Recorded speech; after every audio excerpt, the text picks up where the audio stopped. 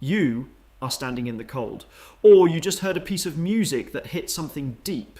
Or someone told a story that made the hair on the back of your neck stand up. And then it happened. Thousands of tiny bumps rising across your skin all at once, like a wave moving through your body without your permission. You call them goosebumps. Your body calls them something far more ancient. The medical term is cutis anserina. It comes from the Latin for goose skin, and it is one of the oldest reflexes your body still runs. A reflex inherited directly from your ancestors, built for a world you no longer live in. Here is what is actually happening. Buried at the base of every single hair on your body is a tiny muscle. It is called the erector pili. When your nervous system sends a signal, triggered by cold, by fear, by an overwhelming emotional surge, that muscle contracts. It pulls the hair follicle upright, and that contraction creates a small raised bump on the surface of your skin. This happens to every hair on your body simultaneously.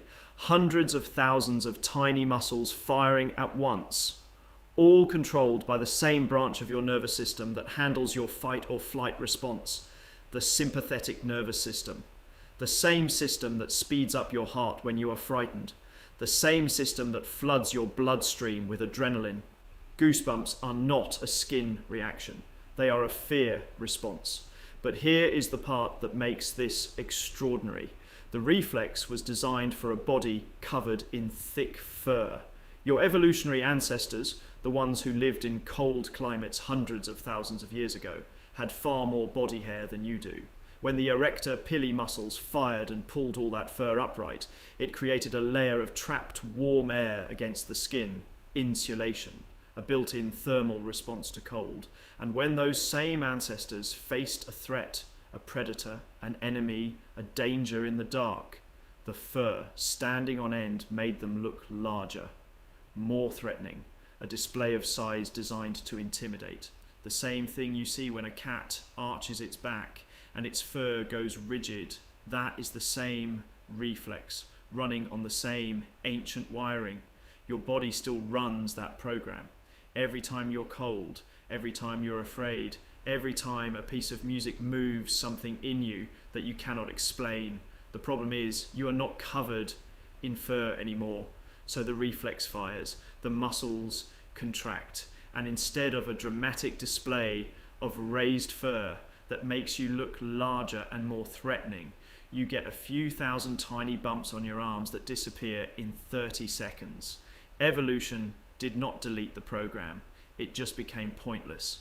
But researchers have discovered something unexpected about emotional goosebumps specifically, the kind you get from music or from a powerful moment or from hearing something that moves you. A 2016 study from the University of Southern California, led by Matthew Sachs, found that people who get goosebumps from music have a structurally different brain. They have more nerve fibers connecting the auditory cortex, the part that processes sound, to the regions responsible for emotional processing. More connections, more signal, a more direct line between what they hear and what they feel. People who get chills from music are not more emotional. They are neurologically more wired for it. So the next time you feel that wave move across your skin in the cold, in a moment of fear, or in the middle of a song that reaches something inside you that nothing else can, remember what your body is actually doing. It is running a reflex that is hundreds of thousands of years old. It is trying to make you look bigger. It is trying to keep you warm.